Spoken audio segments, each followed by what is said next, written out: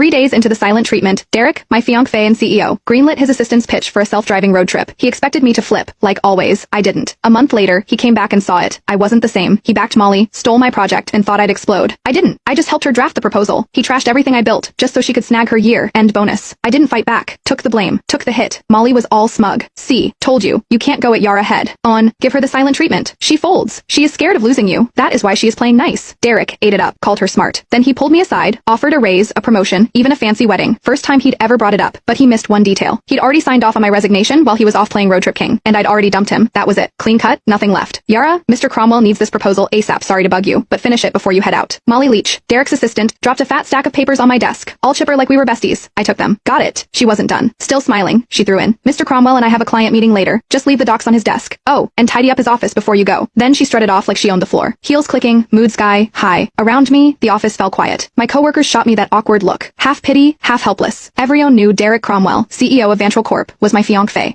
Everyone also knew he blatantly played favorites, and Molly was his number one. He'd yanked her from another firm, made her director, then handed her $1 million project. I'd busted 2 months bringing in and prepping. When I pushed back, he called a team vote, thinking everyone would back him. Wrong. The whole team voted for me, except him. Molly got 1 vote. He lost it. Accused me of stirring up cliques. Didn't just take the project away. He demoted me in front of everyone and slashed the salaries of the people who backed me. Nobody dared speak up later. He apologized, said didn't want it to look like favoritism. Claimed Molly might feel left out. I used to believe that crap now. It is a joke. Molly couldn't even keep up with our interns. Didn't want it to look like favoritism, please. He was straight up playing favorites. Everyone saw it but him. I heard footsteps upstairs and looked up Derek. He showed up at the stairwell, glanced my way, then walked out without saying a word. Changed into some casual suit. Even from here, I caught that cedar cologne. He never used to wear cologne. That one Molly's gift. Yeah, he knew exactly what he was doing. He'd been pulling this kind of stuff for years. It started after I found their goodnight texts. Couldn't stay quiet. I confronted him. Derek said I was being petty. Then, like it proved some point, he used it as an excuse to make it official and moved Molly to work directly under him. The more upset I got, the harder he leaned in, dragging her to every social event, serving her food, even wiping her mouth at company dinners. When we fought, he'd ice me out. When I apologized, he'd round up his buddies to lecture me like I was some jealous mess. For a while, I actually blamed myself. Thought maybe I wasn't generous enough. Thought maybe that is why we ended up here. But on day 3 of one of his silent treatments, when I was too sick to even sit up and he still packed his bags for a trip with Molly, I gave up. That is when it hit me. He wasn't trying to be noble. He just used my pettiness as a shield so he could keep doing what he wanted without feeling guilty. Even if I hadn't caught those late night chats, he would have just found another excuse to be with her. After their latest business trip, they were still grabbing dinner, drinks, playing tennis, same routine, but something between them had changed. I could feel it. Not that it mattered. 5 years together, and it was done. This whole mess had dragged on long enough. I was the last one in the office, finishing up the proposal. Checked my phone. Molly had been busy posting. Candlelit dinner at some fancy spot, 2 plates of steak. Derek, all polished and perfect, cutting hers for her caption. Steak cut by the CEO himself. It has to taste better. The comments were full of heart emojis and fangirling. A few clueless people even asked when the wedding was. Derek replied with 3 dots. Molly followed up with a cheeky emoji no clarification, just like always. But this time, I didn't blow up, didn't call him, didn't get scolded for overreacting.